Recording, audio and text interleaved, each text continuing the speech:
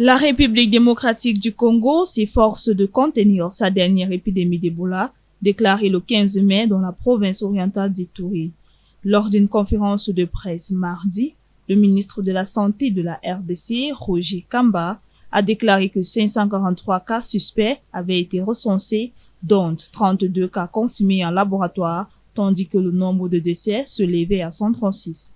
Roger Kamba a précisé que ces décès concernaient des cas probables soupçonnés d'être liés à Ebola et que les enquêtes étaient en cours pour déterminer ceux qui étaient directement attribuables au virus. Nous faisons la recherche active, c'est-à-dire que nos équipes vont dans la communauté essayer de savoir est-ce que vous avez perdu un membre de famille, dans quelles conditions, et nous mettons tout cela ensemble pour dire voici les décès probables liés à cette maladie.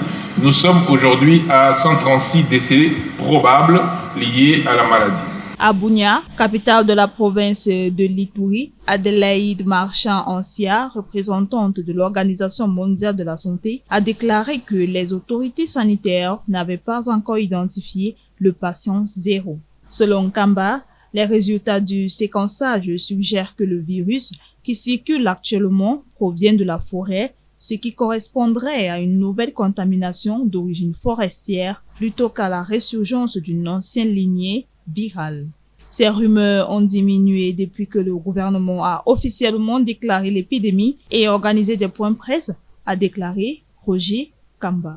L'épidémie est causée par la souche Bundibugyo du virus Ebola, une souche moins courante identifiée pour la première fois en Ouganda en 2007, qui avait ensuite provoqué une épidémie dans la région d'Isiro en RDC en 2012. Selon Jean-Jacques Mouyembe, directeur général de l'Institut national de recherche biomédicale, le séquençage du génome a montré que le virus qui circule actuellement est un variant du virus Ebola Bundibugyo, distinct des variants détectés en Ouganda en 2007 et en RDC en 2012. Le ministre Kamba a déclaré que l'absence de vaccins et de traitements spécifiques était source d'inquiétude, mais que la RDC disposait d'une vaste expérience dans la lutte contre Ebola.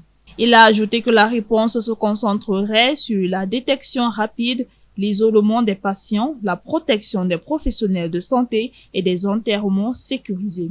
Le ministre de la RDC a également reconnu la résistance de la population dans certaines zones touchées. Certaines familles ayant initialement cru que la maladie était causée par une malédiction ou une force mystique plutôt que par un virus, ce qui a retardé les alertes et contribué à la propagation de la maladie.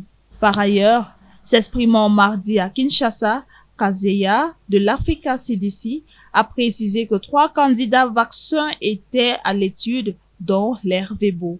Le ministre Kamba a indiqué que des fournitures d'urgence étaient acheminées vers les zones touchées afin de mettre en place des centres de traitement à Mongboalou, Rwampara et Bunia, épicentre de l'épidémie, et que le gouvernement était en train d'étendre un réseau national de laboratoires pour détecter plus rapidement les virus. Le ministre a également indiqué s'être rendu sur le terrain dimanche avec l'Organisation mondiale de la santé qui avait déjà livré environ 5 tonnes de fournitures. L'UNICEF, a-t-il ajouté, déchargeait plusieurs tonnes de matériel à l'aéroport de Bunia au moment même où se tenait la conférence de presse.